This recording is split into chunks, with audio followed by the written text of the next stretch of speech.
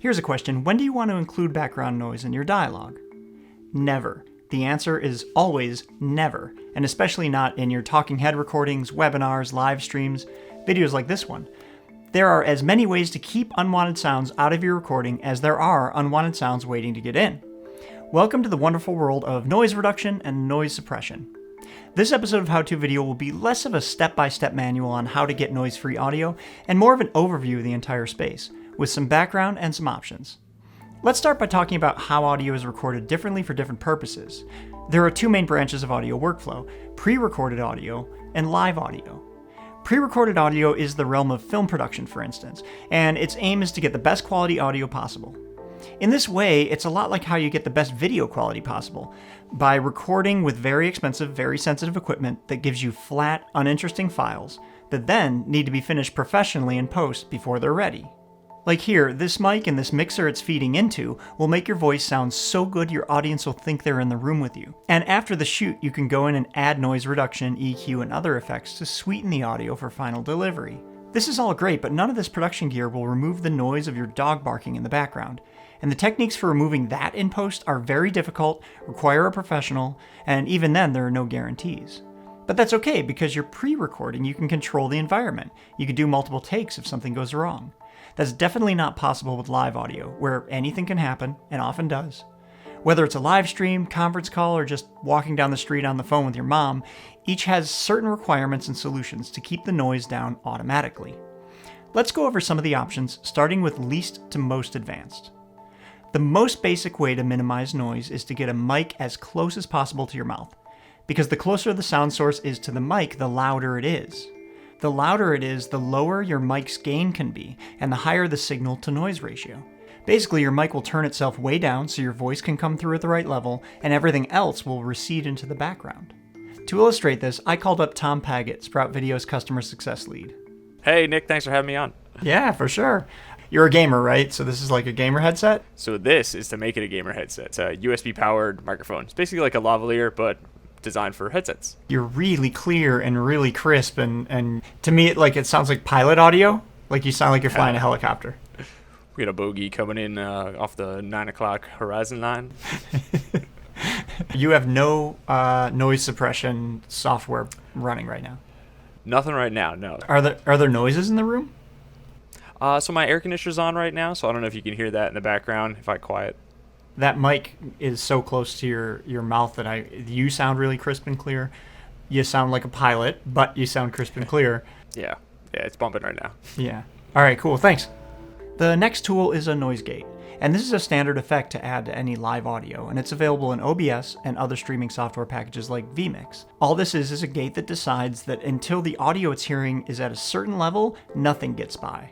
But as soon as something comes along above that level, everything gets through the gate. It's great for cutting out unwanted audio when someone isn't actively speaking. Like, say, for instance, they sigh or cough away from the mic while someone else is talking, say in a conference call.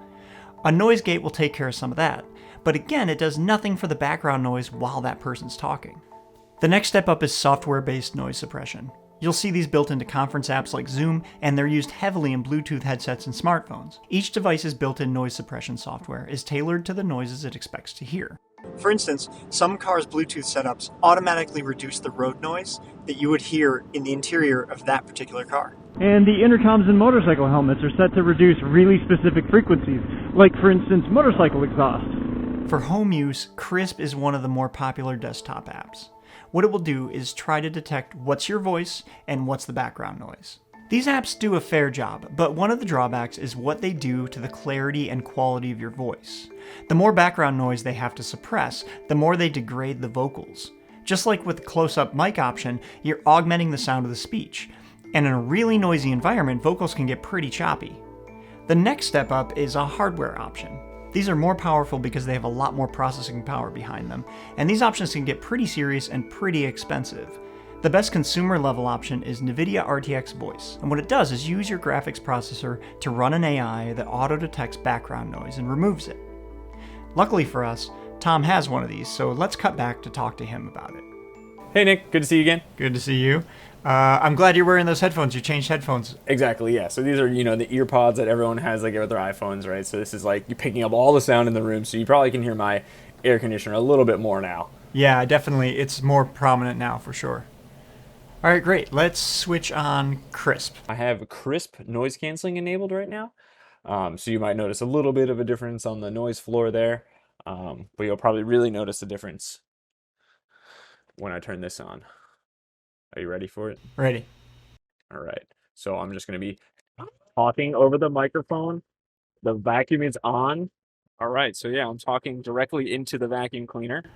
It is like the vacuum cleaner is my microphone right now. This is probably worst case scenario for any audiophile, but this is what we do for how-tos. Let's try RTX. We're again talking directly into the vacuum cleaner. Hopefully it sounds a little bit better than Crisp does, but you know, it's probably on par at least. Yeah, absolutely. Bring the vacuum back out. All right, then we'll go further away now. That is, yeah, Vacuum's over there. It sounds good.